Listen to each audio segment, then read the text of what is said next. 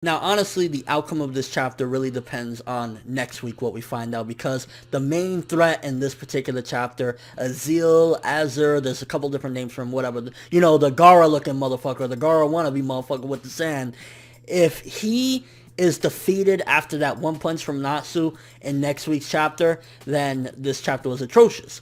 If he's not and he gets back up and he starts whipping ass again, then this chapter was very, very good. Because, I mean, for starters, we get to see Makarov's regret, basically saying that everything he did was for naught. And the interesting thing about things is that I think Makarov never accounted that the Fairy Tail members could get this strong. So when he was hyping up this thing and the reason why he left them behind and everything, like, there's no way, you know, they can ever come up against these people. He never in his wildest dreams imagined that the Fairy Tail members could get this strong. Because when he seen Gray, when he seen Lucy, he was like, what the fuck, the magic is completely different, and he didn't account that these people could get this strong. I don't think he ever thought a year of training they would actually get to this point. So I think, yeah, the Alvarez Empire is still going to be incredibly strong, and this dude right here, I mean, even though that one punch at the end, which hopefully he's not out cold or anything like that, he still looks very credible, and he's just owning shit, and that's probably why Makarov is a lot more scared than he probably should be, because he doesn't realize Fairy Tail has gotten a lot stronger. I mean, if even Lucy, looking badass as fuck, I love that shit, in this chapter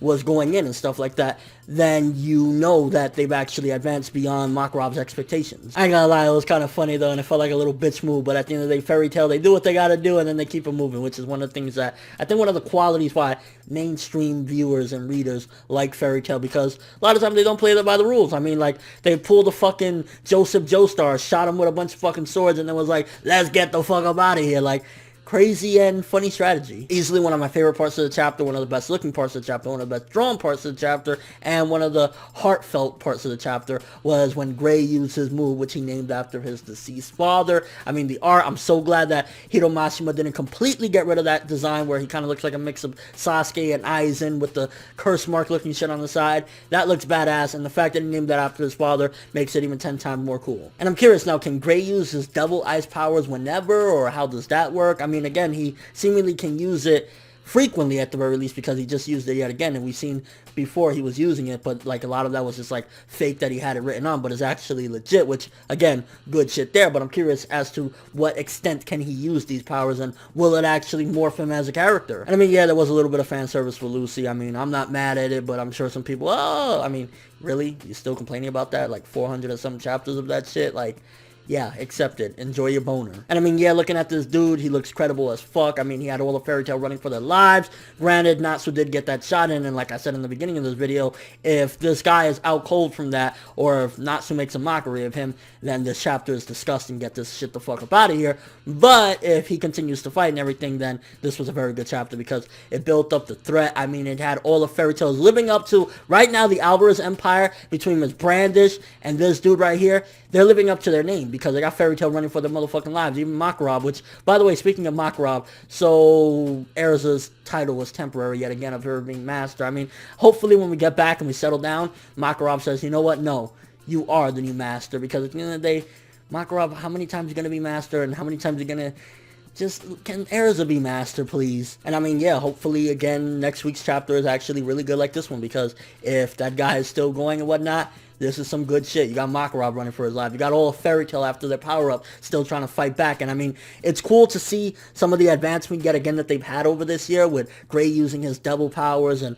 Lucy with her power-up and everything, like just all the good shit that we got to see, some more advancement from them.